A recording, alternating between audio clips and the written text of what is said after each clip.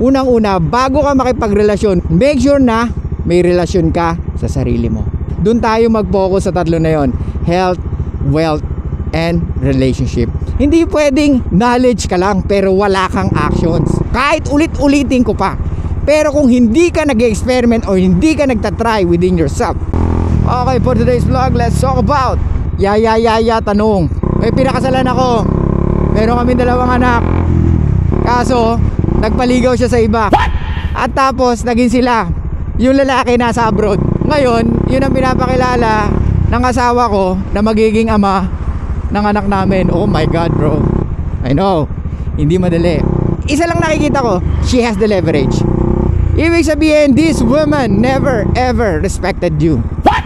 The question is, what did you do? Anong ginawa mo? Bakit siya malakas ang loob na gawin yan sa'yo? Bro, that's fucking too much, man. Men are very territorial, bro, eh. Diba? So men are very territorial. Bakit mo hinayaan mangyari yun? Kasi may process yan. Di naman one day yun jowa niya na kaagad yung lalaki. So ibig sabihin, kahit na kayo pa nakikipaglandian na siya doon sa lalaki. What? Same thing with breakup yan. Diba? Hindi naman overnight or right away, ayoko na, hindi pala kita gusto. Sa isip natin, pag gusto natin makipag-iwalay sa isang tao, pinag-iisipan na natin yung matagal na. Diba? Always back and forth na hindi natin ma-confirm kung dapat pa ba natin ituloy. Especially sa mga babae. Kaya nga pag ang lalaki, once na nag-decision na ayaw na talaga. However, napakadaling hilutin ng lalaki. Kasi nga, we don't ask much, di ba?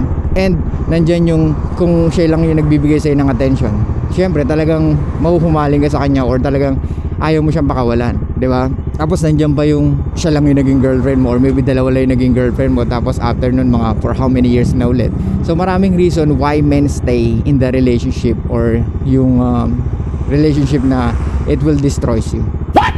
Mahirap yun, Brad, kasi hindi mo talaga, it's hard to see kung ano yung tama at mali kasi nga you are clouded by your emotions na ayaw mo siyang mawala. Pero tandaan mo, we are here on earth, mawawala tayo anytime. Hindi ka pwedeng magstay sa isang bagay na alam mo na okay, ganito na lang. Tama naman yung ginawa mo, eh, nagstay ka, pero dapat sana nagbigay ka ng boundaries. What I see here, you never give any boundaries, and that's your mistakes. Yun ang pinakamaling ginawa mo. Dapat kinausap mo siya na maayos, at dapat alam mo sa sarili mo malaki mawawala sa kanya pag dinuloy-tuloy niya yung kalokohan niya. Kaso ang problema, mukhang hindi mo siya na-frame.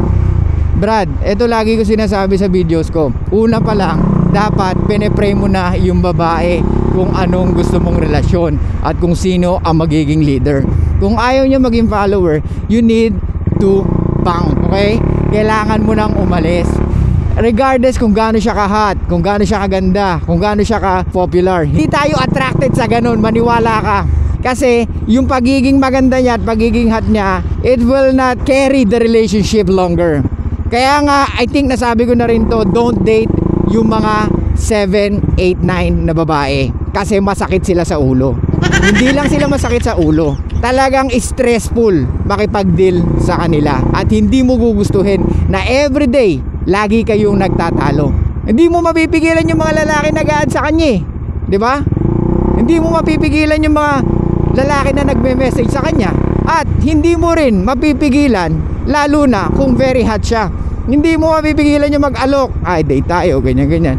Eh paano kung mas magandang lalaki sa'yo tapos mas mayaman? Yari ka na. Pero wag kang maglala. Kung meron ka namang game and you know how to stimulate her emotions, you don't need to worry. And wag kang mag-aalala kung alam mo at alam niya na you can walk away anytime. Kasi the more na alam niya na may options ka, the more she will behave properly or accordingly. Eto guys, lagi nyo tatandaan to, ha.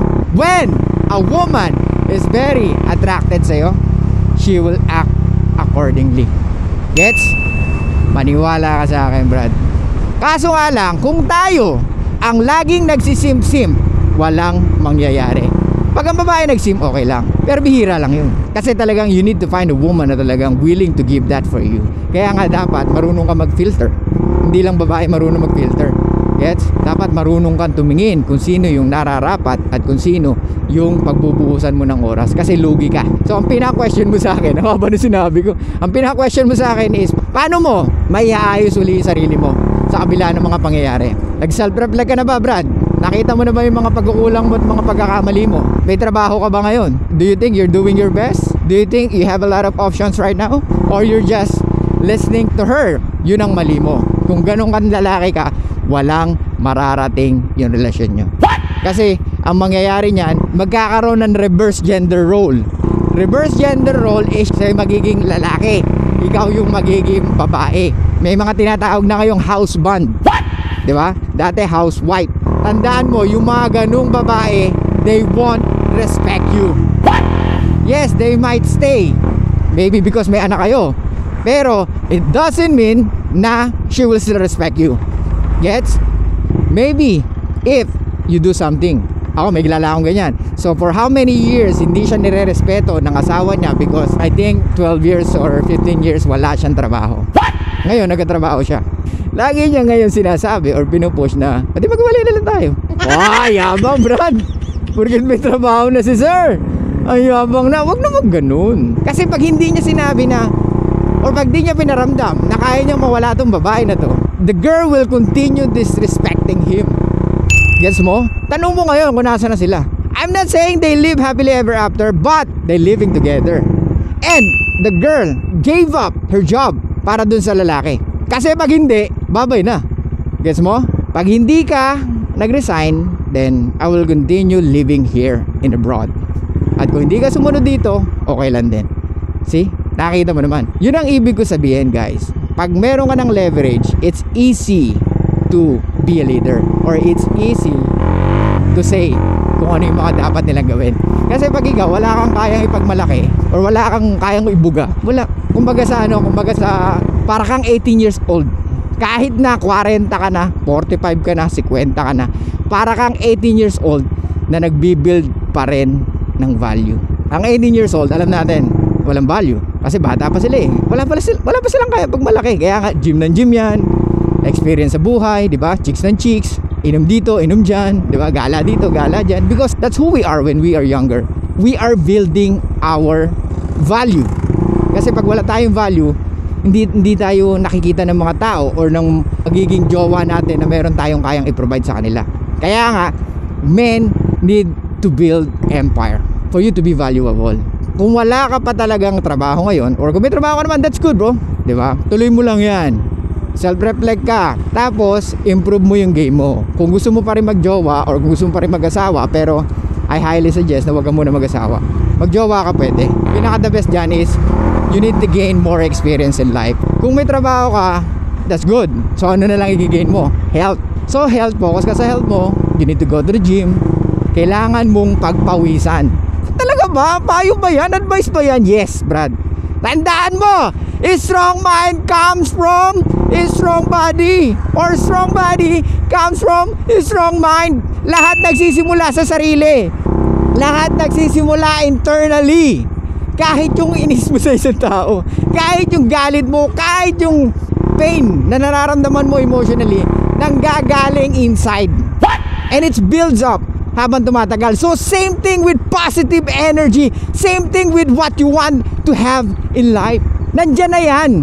Ang gagawin mo na lang, pagbubutihan mo pa. Gets mo? Nakasimula ka na, Brad. Nakikinig ka na kay suplado mo to. Ang gagawin mo na lang, itutuloy mo at mag-e-experiment ka based sa natutunan mo sa content natin. I'm not saying na sinasabi ko dito perfect lahat, pero etong mga content natin is based on practicality. Guess mo? Walang halong eme-eme, walang halong pagbebenta. Ano bebenta ko sa inyo? Di ba? O Brad, bili mo to. Walang ganun. Maybe someday may mag-sponsor, why not? Di ba?